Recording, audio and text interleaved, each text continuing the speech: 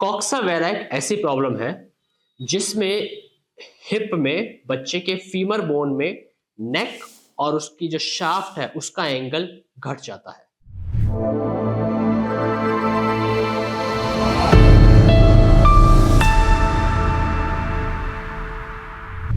तो आज मैं आपसे कॉक्सा वेरा के बारे में बात करने वाला हूं। मैं आपसे 4-5 हेड्स पे बात करूंगा। सबसे पहले कॉक्सा वेरा क्या है, किस किस तरह का होता है, टाइप्स क्या है उसकी।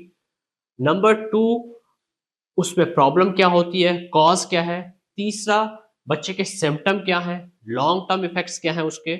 और चौथा, कैसे हम वर्कअप एंड डायग्नोसिस करते हैं, फाइनली ट्रीटमेंट। तो सबसे पहले होता क्या है इसमें, कॉक्सा वेरा में हिप बोन, जो फीमर बोन है, जो नीचे थाई की बोन है, उसमें नेक और शाफ्ट के बीच का जो एंगल है, यूजुअली वो एडल्ट में 135, बच्चों में इससे ज्यादा भी 150 तक भी हो सकता है, पर वो एंगल घट जाता है, किसी में 100, किसी में 90 और कई बार उससे भी कम डिग्री का एंगल हो जाता है। तो उसके चलते फीमर नेक और शाफ्ट के बीच में एंगल घटता है और हिप के जो मैकेनिक्स है, जो उसके आपस की रिलेशनशिप है, वो खराब हो जाती है। मसल्स ठीक से काम नहीं कर पाती है। लॉन्ग टर्म में उसके हिप पे और इफेक्ट्स आने का रिस्क भी रहता है। तो इसकी वजह से बच्चे को चलने में लंगड़ापन आता है। अब टाइप्स, ये दो रादर तीन तरह का हो सकता है। पहला, कॉन्जेनिटल कॉक्सा वेरा या developmental coxa vera. Congenital means जब पैदाइशी, जब बच्चा पैदा हुआ तभी से ही एंगल वो कम है, जो कई चीजों के साथ, जैसे कि शॉर्ट फीमर या पीएफएफडी या डीडीएच यानी कि डिस्प्लेसिया ऑफ हिप के साथ भी एसोसिएटेड हो सकता है।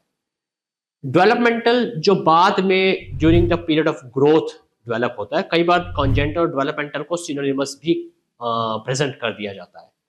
एक होता है कि बाद में पोस्ट ट्रॉमेटिक, जैसे कभी चोट की वजह से या फिर हिप में इन्फेक्शन, जिसको हम सेप्टिक आर्थराइटिस बोलते हैं, उसकी वजह से आना, वो भी काफी कॉमन है।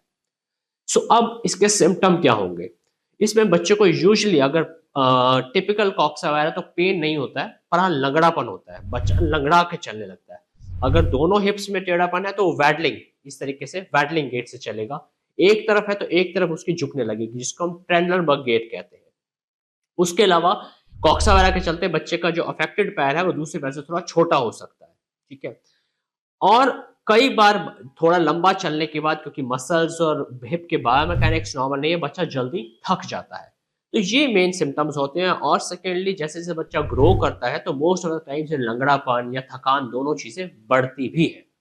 सो अब अगर कॉक्सा वेरा का बच्चा मेरे पास आ रहा है तो मुझे करना क्या है, हाउ डू वी डायग्नोज। इसके लिए बहुत सिंपल, एक सिंपल है, एक्सरे चाहिए होता है, पेल्विस विद बोथ हिप्स हम बोलते हैं। उसमें हम अपने सॉफ्टवेयर से या फिर इवन पेन पेंसिल से सिंपल एंगल ड्रॉ करके कंफर्म कर लेते हैं कि इसका एंगल नॉर्मल साइड से या नॉर्मल वैल्यू से कम है, जो हमारा डायग्नोसिस कंफर्म कर देता है कि बच्चे को कॉक्सा वेरा है।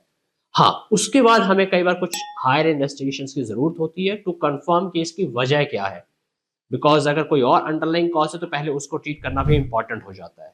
नाउ फाइनली, इसके प्रॉब्लम लॉन्ग टर्म सीक्वली क्या हो सकते हैं, वो ये है कि बच्चे को अगर हम कॉक्सा वेरा ट्रीट नहीं करते हैं, पहली बात तो बच्चों को चलने में प्रॉब्लम तो आएगी, और लॉन्ग टर्म में आगे जाके उसके हिप का आर्थराइटिस या बैक पेन की प्रॉब्लम एग्रेवेट हो सकती है।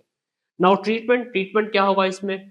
इसमें हम जब एक्सरे कर रहे हैं, हम कुछ एंगल्स ड्रॉ करते हैं, एच ई एंगल बोलते हैं, जिससे हम असेस कर पाते हैं कि इसके आगे प्रोग्रेस करने का चांस कम है या कितना है। अगर कॉक्सा वगैरह काफ़ी माइल्ड है तो उसके प्रोग्रेस करने का चांस कम है, तो हम कुछ समय वेट भी कर सकते हैं, बट यस, उनको follow up xrays, follow up examination चाहिए होता है। और अगर ऐसा पता लगता है कि कॉक्सा वगैरह की प्रॉब्लम बढ़ रही है या ऑलरेडी ज़्यादा है, तो then only treatment is surgical, जिसमें हम जाके बच्चे की हड्डी को करेक्ट करके एक प्लेट से फिक्स कर देते हैं। And most of the times this gives wonderful result. Angle proper maintain हो जाता है और कुछ समय के बाद बच्चे की चाल भी ऑलमोस्ट नॉर्मल जैसी आ जाती है।